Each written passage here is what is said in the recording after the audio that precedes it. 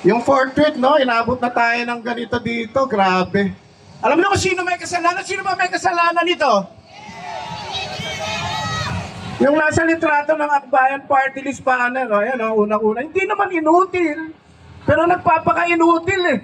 Diba? Hindi tayo naniniwala na hindi niya alam ang ibig sabihin ng fourth tweet eh. Alam niya yun. Kaya lang may inaantay, para bang may inaantay, di ba? Hindi ba katarungan para sa bayan natin at sa mga sumisigaw ng accountability. Alam niyo yung accountability, napakalungkot na salita ngayon sa bayan natin. Bihira natin maramdaman ito. In fact, nung inaresto si President Duterte, doon lang medyo nakakaramdam tayo ng saya, di ba? I mean, saya para sa mga naging biktima ng mga EJK noong panahon niya. Ngayon, ito naman yung kanyang anak na si Vice President Duterte, na nahaharap sa mga matitinding ebidensya laban sa kanya at may impeachment trial nga na dapat naganap na noong 5 months ago ay dinidelay nitong si Senate President Jesus Escudero. Natutuwa pa ba tayo? Si ate, galit na. Tama po yan. At sa palagay ko po ay dapat tuluyan tayong manindigan, tuloy-tuloy po ito. Hindi lang po ito laban ng mga aktivista. Laban po ito ng bawat mamamayang Pilipino, kahit na nanonood ka lang sa TV, nasa social media ka lang. Lahat po ito ay dapat may stake. Ang pakiramdam natin may stake ho dito ang bawat Pilipino. Alam niyo po kung bakit? Kasi po kung lalampas lang ng ganito ang impeachment trial na para bang binabaliwala, anong kasiguruhan ng meron tayo na sa February gano'n na naman ang gagawin nila? Ang sinasabi ng Supreme Court ngayon ay pwede naman daw i-file uli. Pero alam naman sa nangyayari ngayon sa pinakita ng Senado nitong mga nakaarang 5 buwan, lalong-lalo na itong si Mr. Senate President, ay minsan nakakawalan ng tiwala. Di ba ho? Tama po ba? Tuloy-tuloy po natin isigaw, Sara! Sara litisin! Sara litisin! Maraming salamat po. Kamusta mga kasama? Mainit? Sino po dito yung nakailang beses na nagpunta dito sa Senado nitong nakaraang buwan? Nakailang beses na po tayo dito. Umuulan, umaaraw, pero nandito pa rin tayo nagbabantay, di po ba? Ang tagal-tagal na nating naghihintay. Ilang beses na tayo bumabalik dito. Eh bakit ang Senado, hindi pa rin tayo pinakikinggan? Kaya po kung hindi sila makikinig, ay pues, hindi rin po tayo titigil, di po ba? At ang panawagan po natin, Sara Duterte! Litisin, litisin! Sara Duterte! Litisin, litisin! Alam niyo po, hindi lang Senado may isa pa po tayong dapat katukin. Alam niyo po ba, ayun, sumigaw na si ate, alam niyo po ba nung nakaraang Friday, may isang napakahalagang institusyon, yung parang pinagtakpan na naman si Bibi Sara? Alam niyo po kung sino? Nakatok po tayo, hindi lang sa Senado, pati po sa Supreme Court. Bakit po? Kasi medyo kaduda-duda po yung kanilang desisyon nung Friday. Tingnan nga po natin, di ba po nung nakaraang linggo, ilang bagyo ang dumaan at pinahirapan at binaha ang Metro Manila. Ilang pong bagyo? 3. Ilang araw po walang pasok? 5. Wala pong pasok ang gobyerno, ha? Pero ang Supreme Court, biglang pumasok para pigilan ng impeachment ni Sara. Tama ba yun? Habang tayo binabaha yung Supreme Court, parang tinalikuran yung kanilang obligasyon sa mamamayan. Nire-respeto po natin ang karapatan ng Supreme Court na i-review yung mga proseso ng impeachment. Pero kung sa tingin po natin, parang may kaduda-duda, parang may mali, hindi po ba dapat magsalita tayo?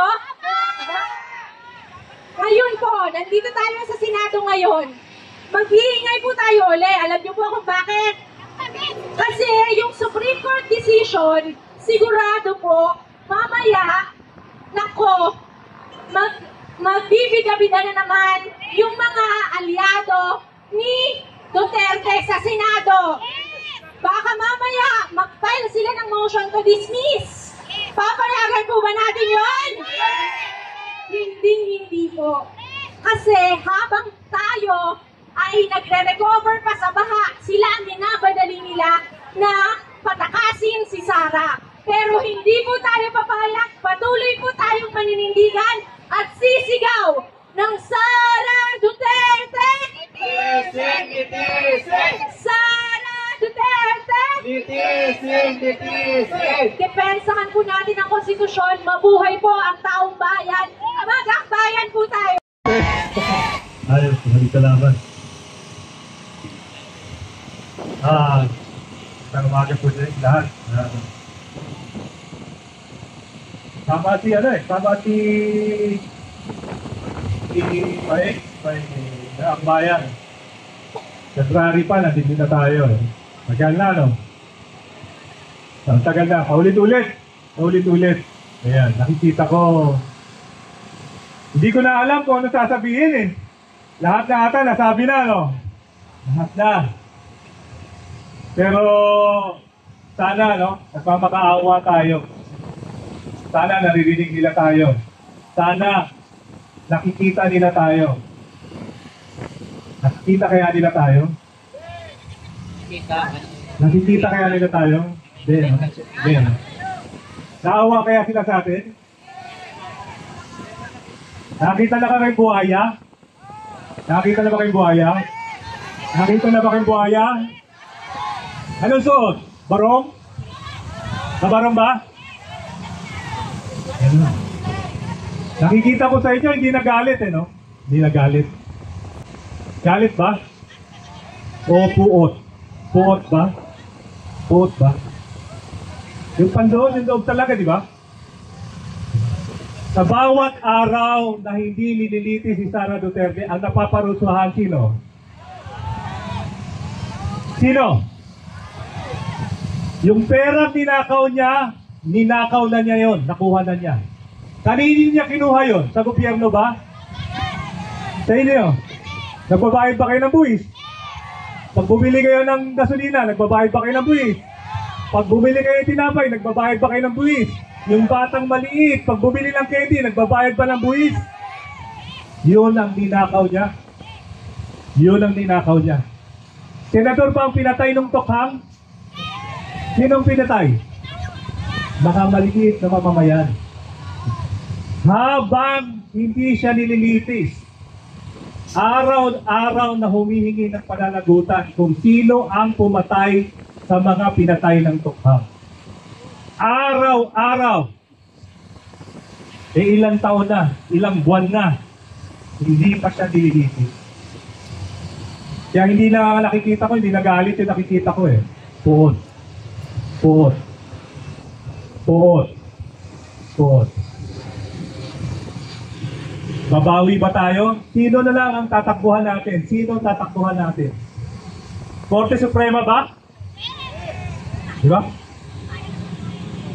Pinapawalang sala siya ng Korte Suprema. Dinidelay yung paglilitis. So yun ang gusto natin. Ngayon na! Ano sabi natin? Now na! Now na! Impeach! Di ba? Now na! Kasi araw-araw tayong pinahihirapan. Bilyon-bilyon. Si Joseph Estrada, na-impeach siya, 700 million lang. 700 million. Ngayon, bilyon ang pinag-uusapan natin. Bilyon. Binaha ba sila? Sino binaha? Doon napunta yung pera nyo. Nandun ang pera nyo. Ninakaw din nila. Para i-delay itong impeachment trial na to. Nakuha nila yung pera ninyo. So ako, maawa naman sila sa atin. Kung hindi, sino ang tutugon? Pag hindi sila tumugon, sino ang tutugon? Ang Korte Suprema, pag hindi sila tumugon, sino ang tutugon? Anong sasabihin natin? Impeach! Impeach! Di ba? Impeach Sara now! Di ba? Impeach Sara now. So sa atin, ha, magkakasama tayo dito. Tapos na ba laban? Tapos na ba laban? Susuko ba tayo? Hanggang kailan ba to? Hanggang hindi matapos to. Habang hindi nila pinapanagot. Habang hindi sila nagsasalita kung nasaan ang pera natin, kung sino pumatay sa mga biktima ng tukhang, kita naman natin eh. Habang hindi nila tinitigal ang pagbabastos. Tayong binabastos nila, mga nakamerkana sila, nakabarong sila, pero binabastos nila tayo. Tandaan yan. So, yun ang hindi natin. Itigil nila ang pambabastos. Itigil nila ang pagnanakaw. At itigil nila ang pagpapatay. Maraming salamat po.